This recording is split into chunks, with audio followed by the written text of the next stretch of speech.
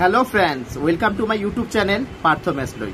आजिर भिडिओटो बहुते गुरुत्वपूर्ण है एकाৰণে কাইনি স্কিপ নকৰাকৈ সম্পূৰ্ণ চাব আৰু যিসকল বন্ধুৱে নতুনকৈ মোৰ ভিডিও চাই আছে অৰ্থাৎ ফাৰ্স্ট টাইম আইছে ইউটিউব চেনেলটিলৈ আপোনালোকক এটা অনুৰোধ কৰিম ভিডিওটি সম্পূৰ্ণ চোৱাৰ পাছত আপোনালোকৰ যদি মোৰ ভিডিওটি ভাল লাগে আৰু আগন্তুক দিনত মোৰ ভিডিওসমূহ চাই থাকিব বিচাৰে তেনেহলে কাইন্ডলি এই ইউটিউব চেনেলটি সাবস্ক্ৰাইব কৰি লব যদি হেতিয়ালৈকে সাবস্ক্ৰাইব কৰা নাই আৰু লগত থকা বেল আইকনটো প্ৰেছ কৰি লব।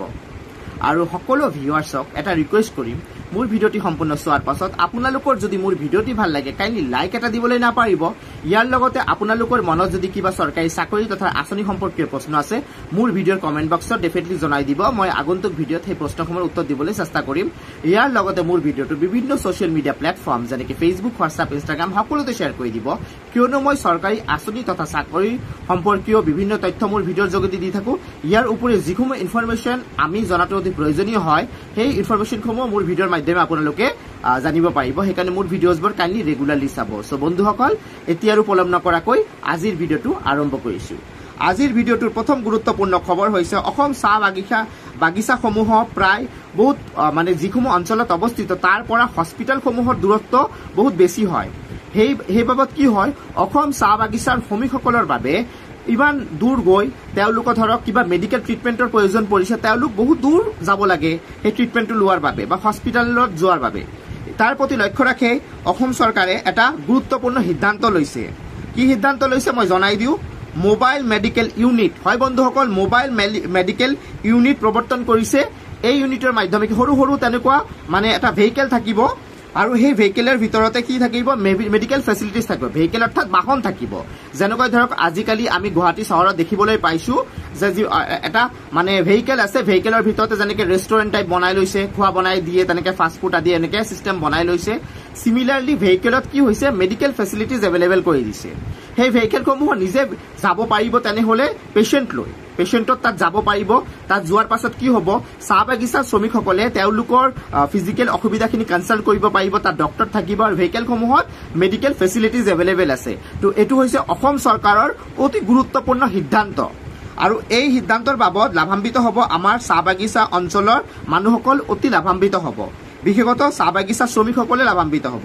সো বন্ধুসকল এইটো হৈছে আজিৰ আমাৰ প্ৰথমটো গুৰুত্বপূৰ্ণ খবৰ চাহ বাগিচা শ্ৰমিকসকলৰ বাবে। এতিয়া আহিছো আজিৰ দ্বিতীয়টো গুৰুত্বপূৰ্ণ খবৰলৈ। দ্বিতীয়টো গুৰুত্বপূৰ্ণ খবৰ হৈছে আপোনালোকৰ চাকৰিৰ ৰিজাল্ট ওলাইছে। সো কি চাকৰিৰ ৰিজাল্ট ওলাইছে মই আপোনালোকক জনাই দিওঁ। ইতিমধ্যে ইণ্ডিয়ান পোষ্টৰ ৰিক্ৰুটমেণ্ট ওলাইছে। টোটাল 44,228 গ্ৰামীণ ডাক সেৱকৰ ভেকেঞ্চি ওলাইছিল। 15 জুলাইৰ পৰা তেওঁলোকৰ মানে যিখিনি মানে ব্যৱস্থা হৈছিলে মই জনাই দিওঁ আপোনালোকৰ এপ্লিকেশ্যনটো ষ্টেটাছটো কৈ দিওঁ।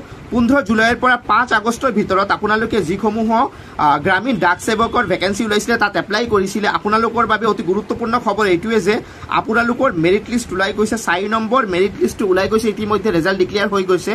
আপোনালোকে নিজৰ নাম তাত আছে নে নাই আপোনালোকে চেক কৰি ল'ব পাৰিব। এই যে মেৰিট লিষ্টটো আছে মেৰিট লিষ্টটো আপোনালোকে লাভ কৰিব মোৰ এইটো ভিডিঅ'ৰ ডিছক্ৰিপশ্যনত গৈ লাভ কৰিব। মই কেৱল মাত্ৰ 4 নম্বৰ মেৰিট লিষ্টে নহয় ইণ্ডিয়ান ডাক সেৱকৰ যিটো ভেকেঞ্চি ওলাইছিলে তাৰ ফাৰ্ষ্ট ছেকেণ্ড থাৰ্ড আৰু ফৰ্থ মেৰিট লিষ্ট ওলাইছে। ইতিমধ্যে ফাৰ্ষ্ট ছেকেণ্ড থাৰ্ড মেৰিট লিষ্টটো আগতে ওলাইছিলে কিন্তু 4 নম্বৰ মেৰিট লিষ্টটো যোৱাকালি ওলাইছে। সেইকাৰণে মোৰ ভিডিঅ'ৰ ডিছক্ৰিপশ্যনত আপোনালোকে প্ৰথম merit list second merit list third merit list আৰু ফৰ্থ গোটেইকেইটা মেৰিট লিষ্ট চাব পাৰিব। মই লিংক আপোনালোকক প্ৰভাইড কৰি দিম আপোনালোকে তাৰ পৰা চেক কৰি ল'ব পাৰিব। আকৌ এবাৰ মই আপোনালোকক কিন্তু কথাটো জনাই দিওঁ যিসকলে এপ্লাই কৰিছিলে গ্ৰামীণ ডাক সেৱকৰ ভেকেঞ্চিত অনলাইন এপ্লিকেশ্যন দিছিলে 15 জুলাইৰ পৰা 5 আগষ্ট 2024লৈ ঠিক আছে। টোটাল ভেকেঞ্চি আছিল সেই এডভাৰটাইজমেণ্টটোত 44,228 এইটো আছিল ইণ্ডিয়ান পোষ্টৰ ৰিক্ৰুটমেণ্ট আছিলে আৰু এইটো গ্ৰামীণ ডাক সেৱক আছিল পদটো। সো বন্ধুসকল এইটো ৰিজাল্ট ওলাইছে যিসকলে এপ্লাই কৰিছিলে আপোনালোকে অতি সোনকালে যদি এতিয়ালৈকে ৰিজাল্টটো চেক কৰা নাই চেক কৰি লওক। মোৰ ভিডিঅ'ৰ ডিছক্ৰিপশ্যন বক্সত মই লিংক প্ৰভাইড কৰি দিছো। প্ৰতিটো মেৰিট লিষ্টৰ লিংক থাকিব। যোৱাকালি 4 নম্বৰ মেৰিট লিষ্টটো প্ৰকাশ পাইছে আপোনালোকে তাৰ পৰা নিজৰ মানে নামটো চেক কৰি ল'ব পাৰিব মেৰিট লিষ্টত আছে নে নাই। সো বন্ধুসকল এইটো হৈছে আজিৰ আন এটা গুৰুত্বপূৰ্ণ খবৰ আৰু আগন্তুক দিনতো আৰু গুৰুত্বপূৰ্ণ খবৰ মই আপোনালোকৰ বাবে লৈ আহিম।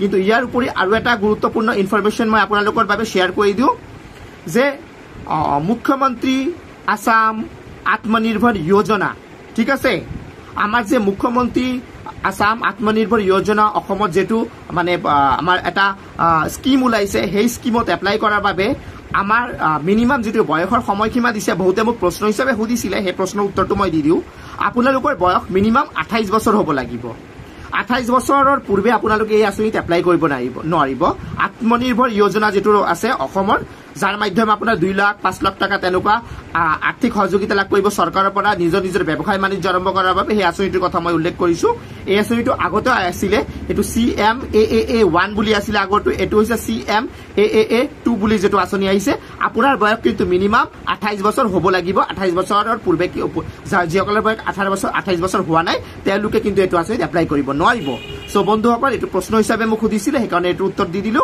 আশা ৰাখিছো আজিৰ ভিডিঅটো আপোনালোকৰ ভাল লাগিব আপোনালোকৰ কামত আহিব মোৰ ভিডিঅটো চোৱাৰ বাবে অশেষ ধন্যবাদ আৰু ৰেগুলাৰলি মোৰ ভিডিঅ চাব আৰু মোৰ ভিডিঅসমূহ ফেসবুক